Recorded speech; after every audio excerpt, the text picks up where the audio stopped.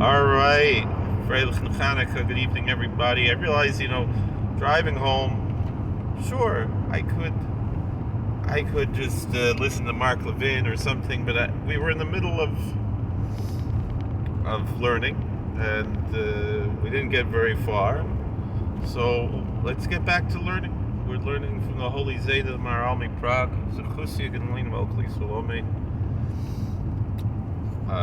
from Ner Mitzvah. What is going on here? I'm trying to get into where we were up to. If we remember. All right. Topic: essay on Hanukkah lighting.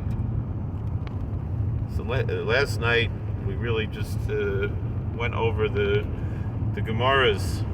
Might as well do them quickly because it'll be related to what we're learning now. So.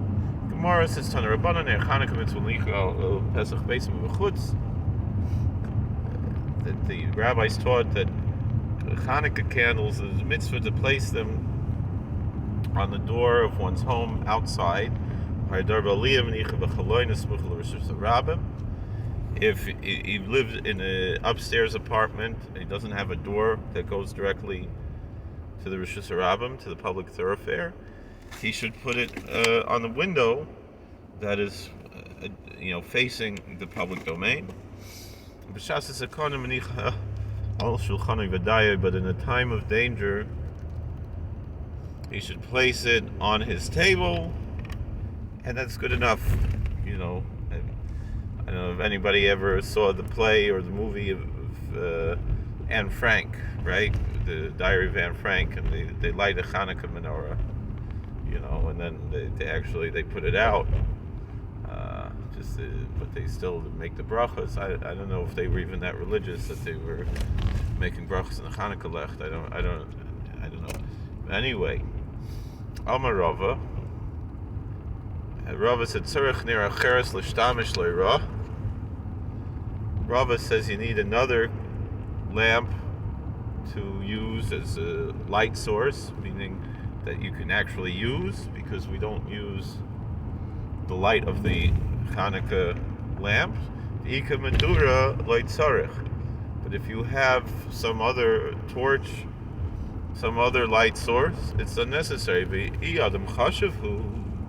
But if he's a distinguished person, afal gab the ika medura, even though you do have another light source, you have some kind of a torch, or a fireplace, whatever.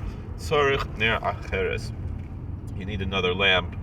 This is what we call a shamas. All right, weiter. So then it says Tana Rabbanan, another brisa that the rabbis taught like this: mitzvahs Chanukah ner yishuveso. The mitzvah of Chanukah is that each home, the man of the house has one lamp, and that's it for the whole house. One single candle, one single lamp. Again, we said the Maharal would say it has to be a lamp, not a candle. But anyway, that's all there is, right? And you want to do a little better than that? Not a little better. The ones who do better, the ones who beautify their mitzvahs, right? They light a lamp for every individual in the household. The mahadrim and mahadrim. And those who do the best way, Beishamai Oimrim Yamrisha and Madlik Shmoine Mikan ve'elach peiches v'hoilach.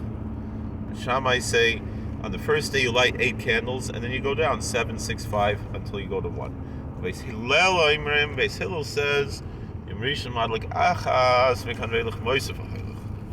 Then the first day you light 1 candle, which is what we do, and then you keep going until on the final night you're lighting 8 candles. In addition to that extra one that we mentioned before, so it's really 9 candles or 2 on the first night, but that's not the mitzvah. That's just to have something to use the light of. Amar Ula. So Ula says, commenting on this brisa. Now we get to the Gemara. Even the brisa is part of the Gemara, but I'm saying something from the times of the Amoraim. There were two Amoraim, two of the rabbis of the Talmud of the post-Mishnaic Talmudic era, the time of the Gemara, who were arguing, and they were rabbis from the west, meaning they were from Eretz Yisrael, which is to the west of Babylonia. Rabbi Yossi bar Oven, Rabbi Yossi bar Zvida. It was these two Rabbi Yossis, Rabbi Yossi bar Oven and Rabbi Yossi bar Zvida. Chad Amar Tam of the Beis Shammai Keneged Yom Nachnosin, Tam of the Beis Hillel Keneged Yom Yotzin. So one says that Beis Shammai's reason was because of the days that are entering, and Beis Hillel's reason is for the days that are leaving. Chad Amar Taima the Beis Shammai Keneged Poreach Hog. The other one said that the reason for Beis Shammai is to correspond to the bulls that were offered, the bullocks that were offered as a sacrifice during the festival of tabernacles, during Sukkot, where 70 bulls were offered, and they started with a big number, 14, and then it would go down 13, 12, 11, till there were 7 on the 7th day. Then the 8th day, Shmini Atzeres, is only one, Par Echad. The time of the Beis Hillel, the Maharal B'Kodesh Ve'ein Marina. The reason the Beis Hillel says is that we increase holiness, we go higher in holiness, and we do not go lower in holiness. It's interesting that this connection to Sukkot, if you are familiar with the apocryphal book or the deuterocanonical book, it's not in our Bible, whichever way you want to refer to it. In the books of Maccabees, they're two separate books, First and Second Maccabees, not like how we have First and Second. Samuel is really one book, First and Second Kings is one book, but the First and Second Maccabees are totally different books. And then there's Third and Fourth Maccabees. There might even be more, I don't know. Anyway, I don't remember if it's the first or the second book of Maccabees. Again, it's not in our Bible. It's a long time ago that I read these books, where it says that really the reason why we have 8 days of Hanukkah is to correspond to the 8 days of Sukkot, because they weren't able to really celebrate Sukkot properly because they were fighting the war, so they felt like they kind of wanted to make up for Sukkot. It doesn't mention anything about the nace of the Neres, which it only briefly even mentions lighting the menorah. There's archetypical reasons for that, which again, this is, Maharal was the master of teaching archetypical mythological reasons behind, the deep messages behind our Torah. But let's wait a minute before that. It's just an interesting thing, and a side note that I want to make. That's connected Beis Shammai, but we paskin zich like Beis Hillel anyway, right? So that kesher, this was something that I thought of already. The connection between Beis Shammai's opinion and that statement in the book of Maccabees. I thought of that when I was in high school. Anyway, Rabbi Weinberger didn't like it when I mentioned that, because he's like, don't read the Apocrypha. He said you should be reading the Kisvei Ari. That's what he said. I was a high school boy. Anyway,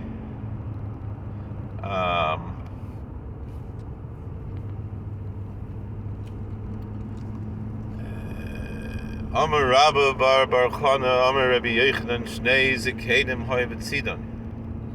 So Rabbi bar Chana said that Rabbi Yochanan said that there were two elders in Sidon. Echad also Beis Shammai, one did according to the opinion of Beis Shammai, Echad also Beis Hillel, and the other one performed according to the opinion of Beis Hillel, which is what we follow. So the one who followed Beis Shammai said it was like we said, that second opinion, that it has to do with the bulls that were offered on Sukkot.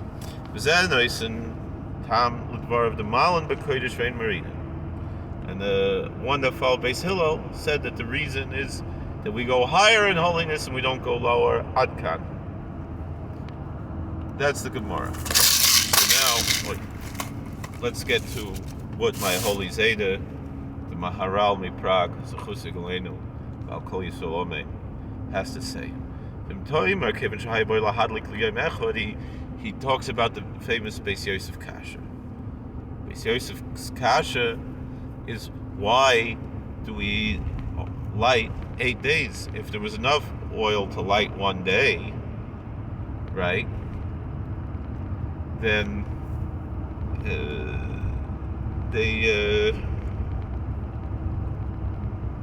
that one day is not the miracle. The miracle is only the other 7 days, right? So therefore, Hanukkah should only be 7 days and not 8 days. That's the famous Beis Yosef Kasha. Beis Yosef's Kasha, millions and millions of answers to it. A lot of them are very similar, and they surround a lot of the similar Nakudas. Anyway, so we know Beis Yosef's Kasha. It's interesting, before I learned this Maharal, I learned it a few years ago, that was the one that appealed to me the most, was that they divided the oil. They knew that it would take 8 days, because they need 7 days for the laws of the Paraduma, and then an 8th day to make the oil. So they knew it would take 8 days. So they should divide it up into 7 days, right? To 8 days. They only fill it up 1/8 of the way, and maybe a miracle happened that each day, that 1/8 lasted the whole day. That appealed to me very much when I heard that answer. The Holy Zayda, the Maharal, said, no, we can't say like that. Why? It's not possible.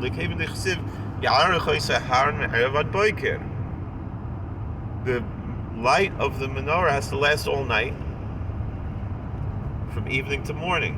Leviticus 24, verse 3. He should set it up, Aaron, from the evening to the morning. So therefore, it's necessary to fill it up all the way, that the oil should last all night. In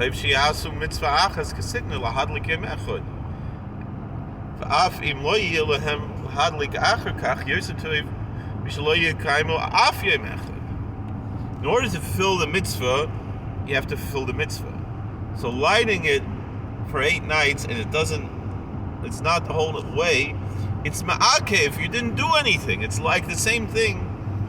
If you put in oil that's only going to last 5 minutes on our menorah, and you lit it, you can't make a bracha on that. There has to be, now if you, like in the Anne Frank play, they blew out the candles.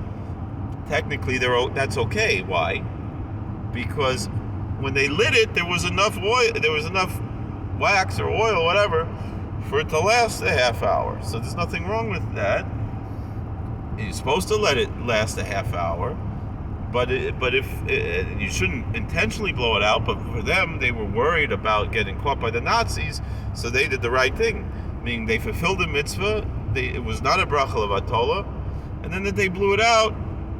But if the candles were so tiny that they wouldn't last for a half hour, you have a broken candle, something, or a candle you already used up half of it, you can't make a bracha on such a thing. And so the same thing, Aaron HaKohen, or Matzio Kohen Gadol, or Yehuda Maccabee, Yochanan Kohen Gadol, whatever it is, the Kohen Gadol, he could not just fill it up 1/8 of the way.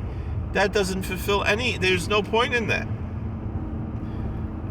So it's not like, oh, you did a mitzvah, but like 1/8 of the way. No, you didn't do a mitzvah. Whereas if you did that one day, then you did the mitzvah, and the other days, whatever. Avalei kasha. So, ki nasnu hakol b'menorah. He put the whole thing in the menorah, which was enough for one day. Kol yom v'yom nidlak shminis min hashemen. But each day, only 1/8 of that oil burned. So it's the same thing, though, as if only 1/8, meaning the miracle was that only one. Because I was thinking, Well, if you make a smaller flame, he could maybe figure out a way in a chokhmah that it could last maybe even all night, But it was a nace, the Chazal tell us it was a nace. That it was a miracle. So anyway, when it comes to this issue, what is this guy doing? Why is he right on my back? So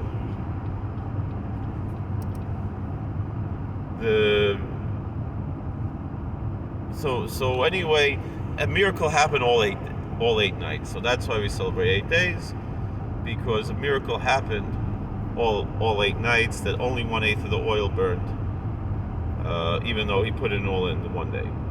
Keneged Yomim Anichnosim. So remember, we said that the question is, are we following the days that are coming or the days that are going? When you're following the days that are entering, Kirishan hu haschala elokol. The first day is the beginning of everything. Lekach hu yoyser b'mayla. So the first day is on the highest level. Ki'ilu b'koichai sha'ar hayamim shem achrov. Meaning that all the subsequent days are built on that energy from that first day. Lefichach yesh lahadlik shmoyne keneged yamim nichnosim. So therefore you light the 8 to represent the days that are coming. Lekach parachag hayim is ma'atin. And that's why on Sukkot, the bulls that they offered on Sukkot, they would be fewer and fewer. Why?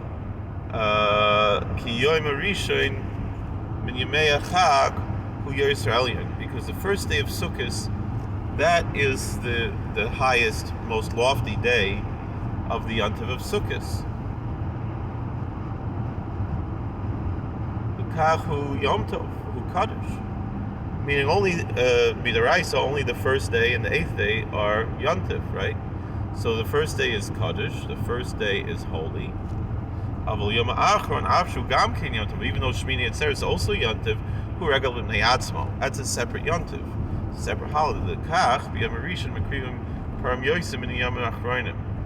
That is why we offer fewer bulls on the days that are following.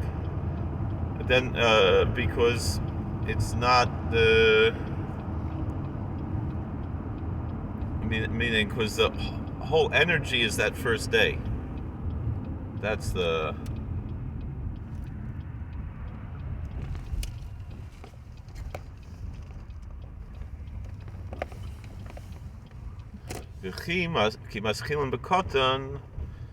because we start with the small.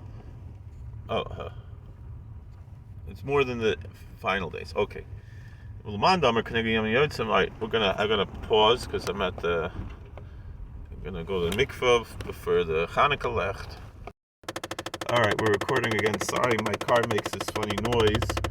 You see, we have a picture of the Rimnitzer. The Mikvah I went into, it's dedicated to the Rimnitzer, and they only warm it up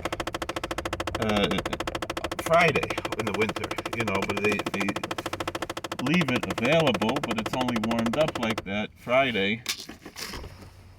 So there's we actually say hi to oh, never mind, must have been. So anyway, it's so. And I hope he doesn't lock it for tomorrow night. Well, I don't know if I'm gonna go tomorrow night. We'll see.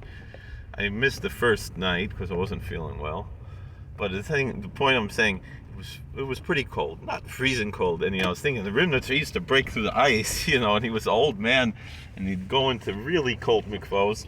But there's something about going in the mikvah, when it's in a cold mikveh before the Hanukkah left, it really helps you feel the kedusha of the Ner Hanukkah. and the big tikkunim, the avodah of the Ner Hanukkah. Anyway, so if you can, before light Hanukkah left, it's a big Indian to go to Mikvah. I remember hearing there was a Hasidic Rebbe, one of the Nadvorna Rebelach from Monroe, wound up in Otisville as an inmate, and they were complaining to California Department of Corrections. They don't allow inmates to wear yarmulkes, but in the federal prison in Otisville, they would let him have a furlough all 8 nights of Hanukkah, so he could go to the mikveh before sitting Hanukkah left. So then when that complaint came, it was a religious thing. Anyway, but it shows now in Otisville they have a mikveh, but they don't have a minyan anymore, Baruch Hashem, and they shouldn't be. There should never be any, and no yid should be in prison. Anyway, according to the opinion of the one who says the days that this picture of the Rimnitzer, by the way, Reb Zisha Schmelzer, Lipa Schmelzer's brother, gave it to me. I guess he sold it to me because he asked for some money. I gave it to him. I saw him in Kaimisha Lake a few weeks ago, and he gave it to me a few months ago now. People have seen it's been here for a while. So according to the opinion that it's the days that are leaving, that means the first day is the smallest, and we start with the small and we end big, right?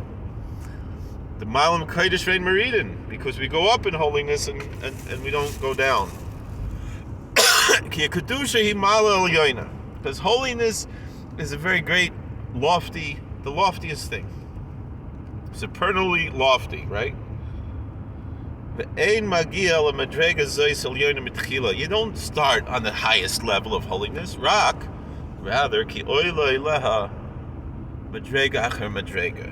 you have to go step by step to get there.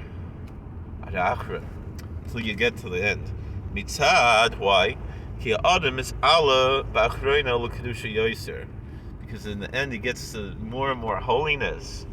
In the end.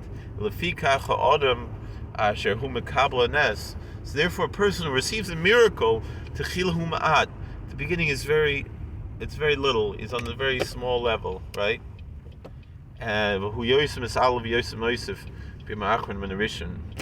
But he becomes more and more elevated on the last day than he was on the first day. Alright, I think that's the whole Indian here. I'd like to get into the whole my Hanukkah, but we already spoke for 23 minutes. I'm almost home. So Baruch Hashem, I saw right when I left, the guy went in and he if he's cleaning up in there, it's locked, so I mamish got to Toivel sich in the right time, Baruch Hashem, and so we'll see what happens. Tomorrow I'm going on a big journey. Maybe we'll have a lot of time to talk. We'll see what I'm going to somewhere near Philadelphia tomorrow. If anybody in the Philadelphia area wants me to come and visit them, give some chizik, something, give a speech or something, I'm available. L'kovet Hanukkah, make a Hanukkah tish, something. All right. God bless you. Please like, share, and subscribe, comment, and we'll see you later. Obviously, I'm talking tomorrow's Thursday. If you're watching this, some other time, that's not what I'm talking about. But I'll still come to Philadelphia to make a tish if you want. I don't know. Maybe I'll go visit. There's a Nadvorna Rebbe in Philadelphia, Rabbi Isaacson, a very big tzaddik. They say he's the Berditchever of this door, and maybe I should go visit Rabbi Isaacson. All right, God bless. Be well.